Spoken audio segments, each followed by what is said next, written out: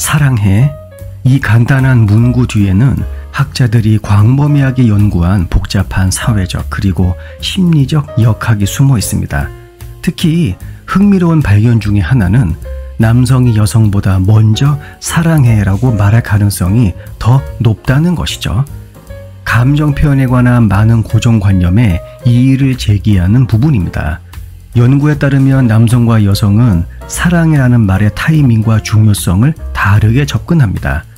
MIT 슬론 비즈니스 스쿨의 에커만 교수가 수행한 연구에 따르면 남성은 사랑해라고 먼저 말할 가능성이 더 높으며, 그리고 사랑해를 말할 때 긍정적인 감정을 느끼는 경향이 있습니다.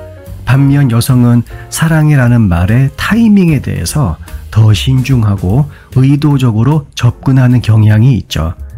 심리적 관점에서 보면 남성이 먼저 사랑해라고 말하는 경향은 남성과 여성이 사랑을 경험하고 표현하는 방식의 차이와 관련이 있습니다. 남성은 사랑의 선언을 더 깊은 헌신을 향한 신호로 보는 경향이 있습니다.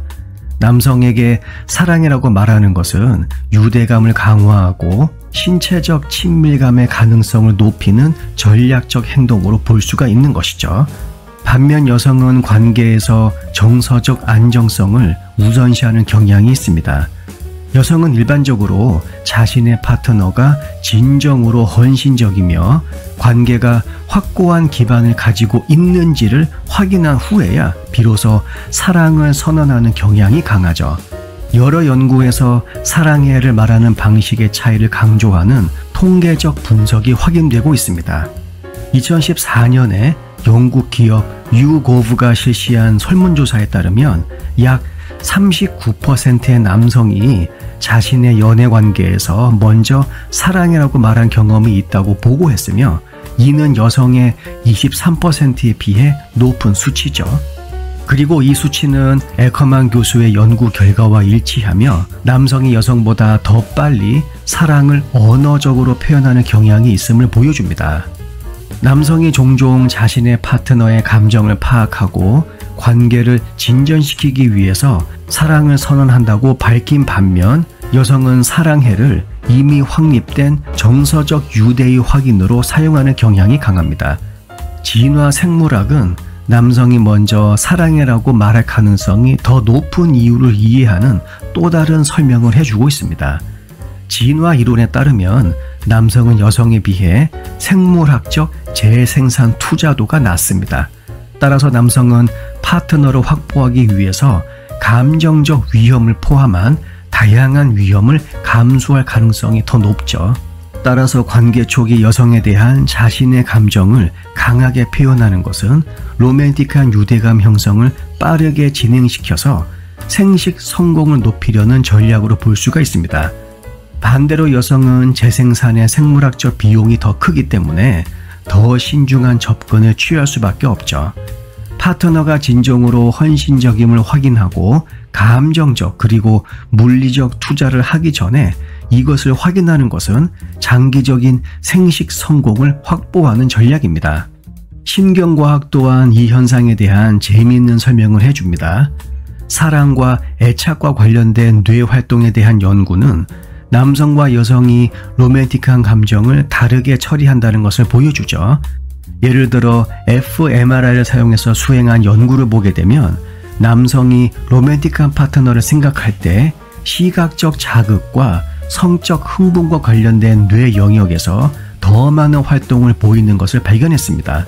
반면 여자는 기억 그리고 감정 처리와 관련된 영역에서 더 많은 활성화를 보여주었죠.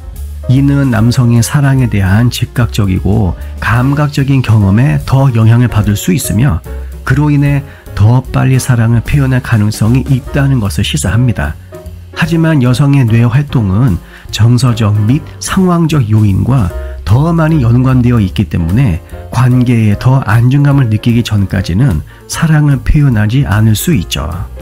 여러분들도 아시겠지만 사랑해를 먼저 말하는 행위는 연인 관계의 미래에 상당한 영향을 미칠 수 있습니다. 연구에 따르면 사랑 선언은 친밀감과 헌신의 감정을 향상시킬 수 있습니다. 하지만 이러한 말의 타이밍과 맥락이 중요하죠.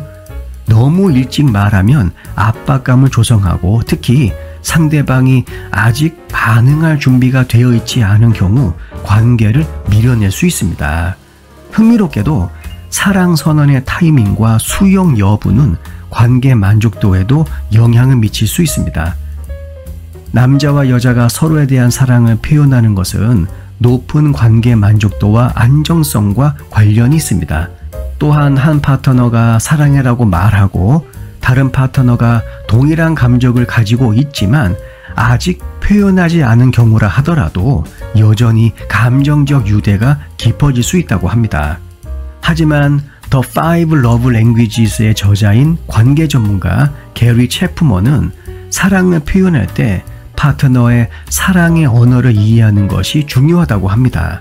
그러니까 어떤 사람에게는 언어적 표현이 중요할 수 있지만 또 다른 사람들에게는 행동이나 아니면 같이 보내는 시간의 품질이 더 의미 있을 수 있다는 것이죠. 사랑이라고 말하는 것은 남녀 관계에서 중요한 이정표입니다. 제가 지금까지 여러 번 말한 바 있죠. 커플들은 자신들의 관계에 이정표를 찍어가면서 서로가 서로에 대한 감정을 확인할 필요가 있습니다. 사회적 규범이 계속 변화함에 따라서 사랑을 표현하는 패턴도 계속해서 변화할 것입니다.